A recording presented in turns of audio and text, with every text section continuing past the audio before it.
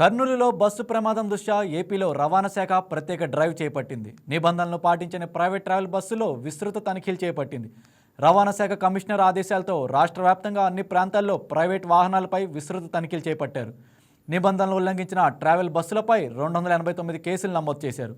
18 private travels బస్సులను seize చేసి 7.08 లక్షల జరిమానా విధించారు. అత్యధికంగా ఏలూరులో 55 కేసులు నమోదు చేశారు. 3 ట్రావెల్స్ బస్సులు సీజ్ చేశారు. తూర్పుగోదావరి జిల్లాలో 17 కేసులు నమోదు చేసి 4 బస్సులను సీజ్ చేశారు.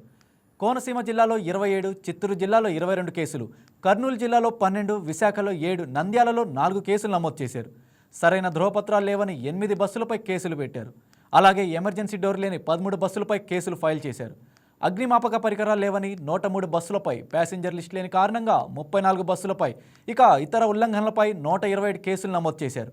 ప్రత్యేక డ్రైవ్ రోజు కొనసాగుతుందని ఏపీ రవాణా అధికారులు తెలిపారు. ఇక దీనిపై మరింత సమాచారం మా స్పెషల్ కరెస్పాండెంట్ బిందు లైవ్లో అందిస్తారు. రైట్, గుడ్ ఈవినింగ్ బిందు. ఇప్పటి వరకు ఎన్ని ట్రావెల్స్పై దాడులు కేసులు నమోదు చేశారు? కర్నూలు బస్ ప్రమాదం దృష్ట్యా ఆంధ్రప్రదేశ్లో పలు ప్రాంతాల్లో రోడ్ రవాణా శాఖ అధికారులు తనిఖీలు నిర్వహించారు. దీంతో ప్రైవేట్ బస్సుల అధికారులందరూ హఠాత్తుగా అప్రమత్తమయ్యారని, అలర్ట్ అయ్యారని కూడా చెప్పుకోవచ్చు. అయితే పలు ప్రాంతాల్లో ఈ తనిఖీలు నిర్వహించడంతో చాలా వరకు ప్రైవేట్ బస్సుల్లో సరైన సర్టిఫికెట్స్ లేవని చెప్పేసి వారు అక్రమంగా అయితే బస్సులు నడుపుతున్నారని కూడా తెలిసింది. మొత్తం మీద ప్రైవేట్ వాహనాలు విస్తృత తనిఖీలు చేశారు. నిబంధనలను ఉల్లంఘించిన ప్రైవేట్ బస్సులను అన్నింటినీ సీజ్ చేసినట్టు కూడా తెలుస్తుంది. మొత్తం 289 బస్సులను అయితే సీజ్ చేశారు. దాంట్లో 18 ప్రైవేట్ బస్సులు ఉన్నాయని, ఈ ప్రైవేట్ బస్సులకు సంబంధించి 7.8 లక్షల రూపాయల జరిమానా కూడా ఆ బస్సుల మీద విధించినట్టు తెలుస్తుంది. అయితే కర్నూలులో జరిగిన బస్సు ప్రమాదం ఏదైతే ఉందో దాని ద్వారా ఈ తనిఖీలు అయితే నిర్వహిస్తున్నారని చెప్పుకోవచ్చు. ఇటువంటి ప్రమాదాలు ఫ్యూచర్లో జరగకూడదనే ఒక నేపథ్యంలో అయితే ఈ డ్రైవ్ను అయితే చేపట్టారు. ఈ డ్రైవ్లో చాలా బస్సులకి పర్మిట్ లేదని కూడా తెలుస్తుంది. అంటే వేరే చోట బస్సులకి పర్మిట్ తెచ్చుకొని వేరే రాష్ట్రాల్లో ఇక్కడ నడుపుతున్న విషయాలు కూడా కనిపిస్తున్నాయి. మరికొన్ని బస్సుల్లో అయితే ఫైర్ సేఫ్టీకి సంబంధించిన పరికరాలు కూడా లేవని కూడా చెప్తున్నారు. ఇంకా మరికొన్ని బస్సులు చూసుకున్నట్లయితే ఇంజిన్ ప్రాబ్లమ్స్తో చాలా వరకు బస్సులో ప్రాబ్లం ఉండడం వల్ల ప్రయాణికులకు ఇబ్బంది అవుతుందని కూడా చెప్తున్నారు.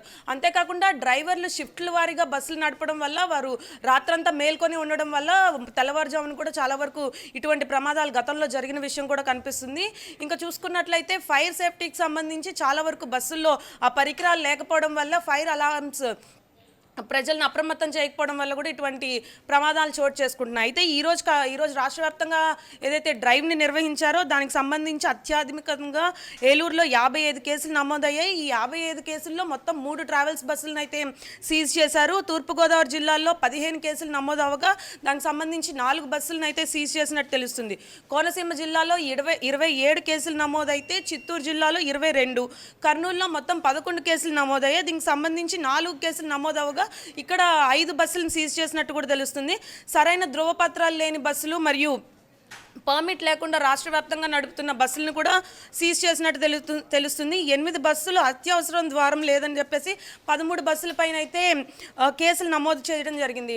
ప్రతి బస్సులో చూసుకున్నట్లయితే ప్రైవేట్ బస్సులు కానీ ప్రభుత్వ బస్సులు కానీ అత్యవసరమైన ద్వారం అనేది ఒకటి ఉంటుంది. అంటే ఎమర్జెన్సీ డోర్ అనేది పెట్టడం జరుగుతుంది. అయితే ఈ ప్రైవేట్ బస్సులు చూసుకున్నట్లయితే మొత్తం మీద రాష్ట్ర వ్యాప్తంగా 9 ప్రైవేట్ బస్సులు అయితే ఈ ఏదైతే ఉందో అత్యవసరం ద్వారం అది లేకపోవడం వల్ల ఈ బస్సుల మీద కూడా కేసులు నమోదు చేసిన ఘటన అయితే చోటు చేసుకుంది. అగ్నిమాపక పరికరాలు లేవని మొత్తం 103 బస్సుల్లో అయితే ఇటువంటి అగ్నిమాపక పరికరాలు అంటే ఫైర్ అలారమ్స్ లేవని కూడా సీజ్ చేసినట్టు తెలుస్తుంది. అగ్నిమాపక పరికరాలు లేకపోవడంతో ప్రజలు ఎవరైతే ఈ ఫైర్కి సంబంధించిన ఏమైనా అయితే ప్రమాదాలు ఎదురైనప్పుడు వారు ఇటువంటి నిన్న కర్నూలులో జరిగిన ప్రమాదంకి గురవుతున్నట్టే ఇటువంటి ప్రమాదాలు అవుతున్నట్టు కూడా కనిపిస్తుంది. మరియు సర్టిఫికేట్స్ ఏవైతే ధ్రువపత్రాలు లేకుండా అయితే చాలా వరకు బస్సులు నడుపుతున్నారని, పర్మిట్ లేని బస్సులు కూడా రాష్ట్ర వ్యాప్తంగా ఒక రాష్ట్రంలో పర్మిట్ తీసుకొని వేరే రాష్ట్రంలో కూడా పర్మిట్లో ఈ బస్సుల్ని వినియోగిస్తున్నారని కూడా తెలుపుతున్నారు రాజ్ కుమార్. ఓకే బిందు,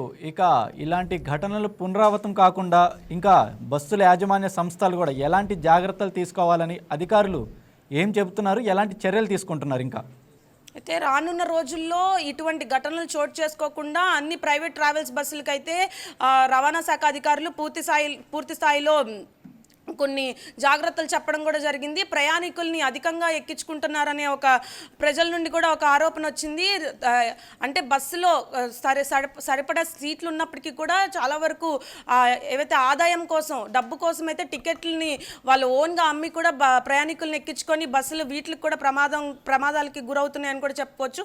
స్లీపర్ బస్సులని వారి యొక్క కూర్చునే సీట్లలాగా కూడా మార్చి బస్సు టికెట్లు అమ్మడం ఇవన్నీ తనిఖీల్లో అయితే గమనించారు. ఇటువంటి ఏమీ జరగకూడదని కూడా చెప్పారు. ముఖ్యంగా ప్రతి బస్సులో ఫైర్ సేఫ్టీకి సంబంధించిన పరికరాలు ఉండాలని చెప్పేసి కూడా చెప్పడం జరిగింది. అలాగే అత్యవసర ద్వారం ప్రతి బస్సులో ఏర్పాటు చేయాలని, అత్యవసర ద్వారం అనేది ప్రతి బస్సుకి చాలా వరకు ఉపయోగపడుతుందని, ప్రమాదాలు ఏర్పడిన సమయంలో అయితే అత్యవసర ద్వారం నుండి ప్రయాణికులు ఎవరైతే బస్సులో ట్రావెల్ చేస్తారో వారు బయటకు వెళ్ళే అవకాశం కూడా ఉంటుందని, కాబట్టి అటువంటి డోర్స్ని కూడా ఏర్పాటు చేయాలని కూడా చెప్పడం జరిగింది. Right, thank you Bindu.